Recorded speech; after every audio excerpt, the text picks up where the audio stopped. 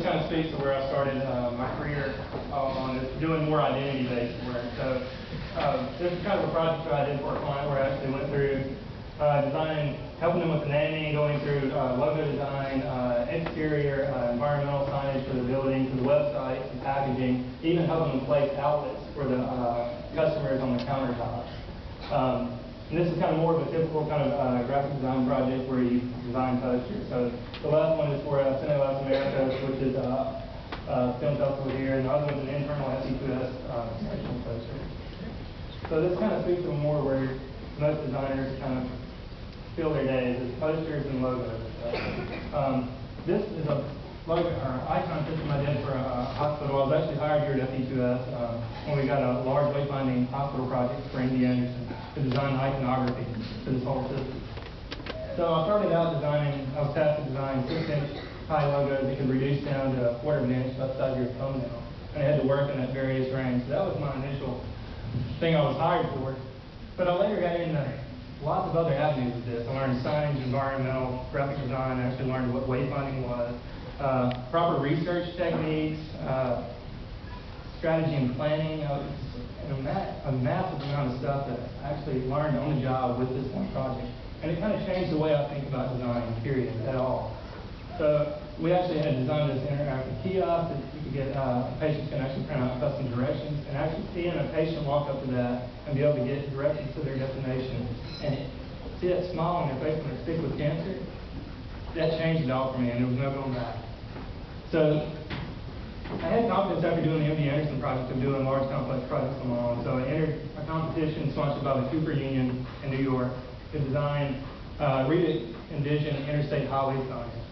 So they wanted to pretty much fix all the congestion problems in the world with signage.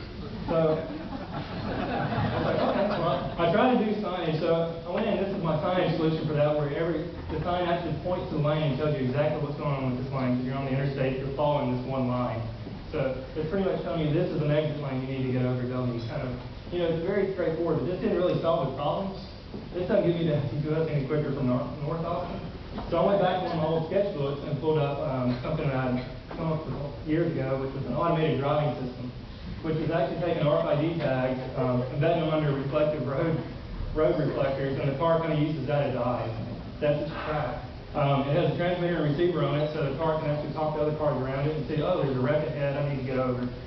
So all you have to do is kind of just sit back and watch the exit scroll by. When your exit comes up that you want to get off on, you're like, there it is.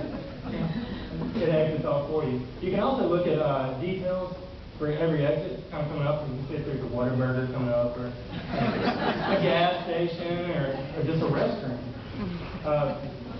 So you can either pick out your exits that you want to exit off on in advance, or you can take them off as you go along. But I thought this would be a much pleasant ride, 35 every day for me personally. Having to sit there and watch people steer with no hands and eat cereal. So from this kind of automated driving system, I moved on to another personal project of mine, which this photo, being from Mississippi, this photo actually didn't disgust me. It's survivors from the Katrina hurricane camped out on the Astrodome floor. All their belongings are stuffed in a plastic bag. It's crammed under their pots. There's no privacy, no personal space, and there's just a lack of dignity to it all. So this really kind of raised me, so I decided to design what I call the reaction housing system. And this is kind of the main thing I'll be talking about tonight. And it's basically based off two different shelter designs, the EXO and the Evolve. One of them is a rigid two-piece unit. One of them is a singular collapsible shelter. And they're both flat packed, kind of like IKEA furniture. You can see here. So they transport extremely efficiently. They're super lightweight, so they're light enough for 2 people can pick them up, but given their size, you probably want 4. So basically with the EXO, all you have to do is you drop your floor plates down, the top snaps on, the bed fold out, it's done. The Evolve, you actually set it down, it pops up, it's spring loaded, so it kind of lifts itself up, locks into place, and you fold the bed down. So given it's flat packed, you can see that you can move a extreme amount of these things in a very rapid time frame. A single semi truck can actually move enough shelter to house 272 people per truckload. A small cargo ship, a really small cargo ship, can move enough shelter to actually house 150,000 plus people. So there's kind of 2 deployments that my shelter system falls into, a soft deployment and a hard deployment. The soft deployment is more kind of a parasitic role. where the shelters themselves are deployed like the Astrodome. They leach power, AC, everything off the Astrodome. The hard deployment is kind of like a camping trip. The shelters go out with air conditioning, power generators, everything, so they're self-sufficient on site. This is kind of a simulated aerial view of a shelter deployment site. The shelter is kind of arranged in what I call pods, similar to circular, kind of circle wagon formation. You can actually put a shelter cover over it, so it's a covered common area. Or they actually kind of can interconnect together to actually expand the living space to what Mississippi would call a shotgun shack. Multi-room. This kind of speaks to the response time. There's a housing gap, or what I like to call a housing gap. Katrina cottages are fantastic. It's a great idea. They're well needed, I guess. It's a really poor way to say that. But the reaction system, the Katrina cottages won't be available for a few months, so the reaction system can be there within hours after a disaster event. It can actually be used up until the time the Katrina shelter is ready.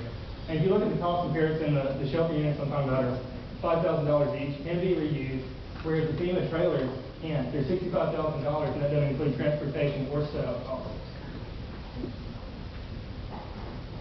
So this is kind of the reaction housing system. So you can kind of see where I started out doing logos, and now I'm doing something that's a little bigger than that. So it's patent pending, and to me, now that I'm doing design work that actually helps people, there's no going back.